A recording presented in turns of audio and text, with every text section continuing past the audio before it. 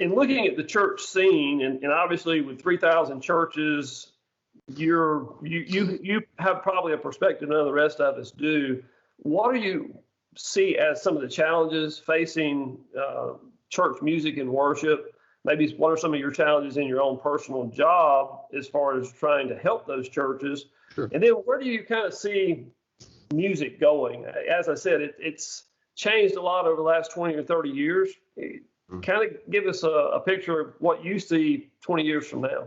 Yeah. Well, I think the challenge right now is just the mere diversity that we've been speaking about, that you do have such a wide gamut, a wide spectrum of different forms of music and worship that are present. And in Baptist church life, it's autonomous. So each church makes their own decisions regarding their worship language, what they're going to do.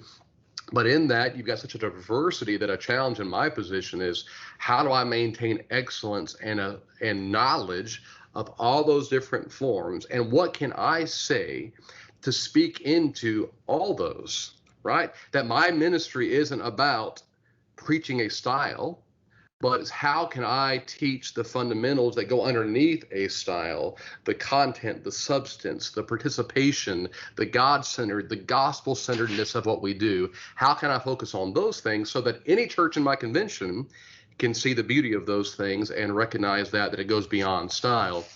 I think looking ahead, I don't see this diversity lessening. I think we live in a very westernized culture, right, where that self-expression and individualism, for better or for worse many times, right, is a part of our culture. And I think we see that even in our worship, that worship or music styles outside the church are becoming more diverse. Therefore, I think that as we think about using music forms and styles that people understand, that are part of their pop culture or folk culture, whatever we want to call it, I think it diversifies the church musical language too, right? So that's why in Baptist church life, there are country and western churches, right? We've got ethnic church plants that take world global music. We've got modern and contemporary. We have some that are moving completely opposite direction to a more rooted liturgical type feel that is very gospel centered, but is much more ancient future type worship. So again, I think the diversity will continue. And I think the challenge of that is, how do I speak into all of those formats? What are the main overarching principles that should apply regardless of other things underneath there? Right. And one point that you make there is something that's of concern to me in the greater church, not just the Baptist church, but the church as a whole.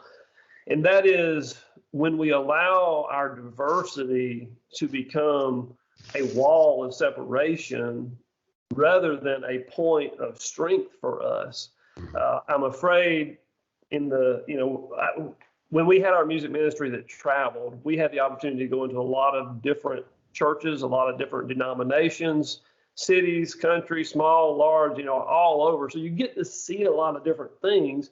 And what you come to understand when you have that opportunity is that there are diverse people with many different views on music and how church should operate that still love God and that are really trying to serve him well.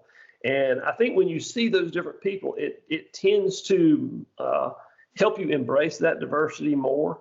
Mm-hmm. And so I'm hopeful that we can do that as a church community, is embrace that diversity more and learn to build on one another's strengths rather than focusing on how we're different, right? And letting that become a wall. And I really think it's bringing it back into our home and our local communities. Hannah and my music taste are not the same. Mm-hmm. Right? We're different generations. Right. And so as a parent, I have to understand that. And quite honestly, I can't force my music onto her. Right. And so we have to find a way to coexist and appreciate where we are similar. Right.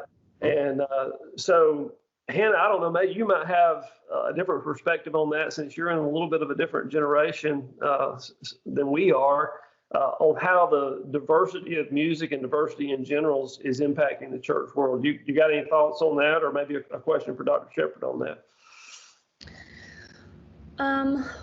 Well, I think going to Union really helped me to grow my love of that diversity, which I'd already grown up fairly diverse. We went to different kinds of churches growing up, several different churches. So I had experience in different areas, but I'd say I was in a more very traditional spot when I came to Union. And so, being in the chapels in a more contemporary setting, and even, traveling with our choirs to different churches really helped me to open up to the more contemporary side of things. But at the same time, I went to a more traditional, slightly liturgical church, which I loved. And what I saw in that church that I went to during college is kind of like Dr. Shepherd hinted at earlier, is younger generations actually moving to the older, more ancient traditional style, which is really fascinating. And you see that with the popularity of the Gettys and such.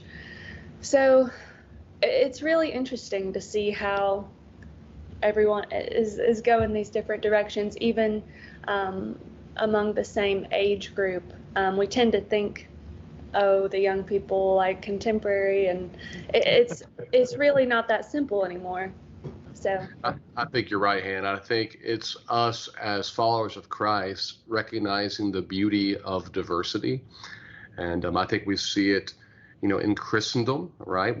There are many denominations that have slightly different viewpoints on different things, and there are some fundamental differences, but much of what we divide over are secondary issues that are not matters of our salvation. They're not matters of whether we're followers of Christ, but they're secondary issues, and we should be able to unify and worship and celebrate and love one another with those differences. But you even see it within denominations. I mean, we Baptists certainly have a reputation for fighting over and arguing over things that could be secondary issues. But how do we teach that unity among diversity? Having a relationship with Christ, seeing Christ as the only means of salvation, seeing his sufficiency, seeing the importance of evangelism. But beyond that, there are a lot of other things that we can unify on that are not on those fundamental primary levels. And I think we see it in our churches. It's important because right now, you see it, even with mask or no mask, or what's your viewpoint of the virus. And we can't allow those topics to take away from celebrating the gospel of Jesus Christ. And then I think it happens in our families. You're right. If we don't teach in our families that love and respect and mutual care for those who have differing viewpoints on secondary issues, then it's very hard to carry it into the church level. And then we see it in denominations, and it's just, I think, indicative of the division we have in our nation politically, but we also see in our churches right now too.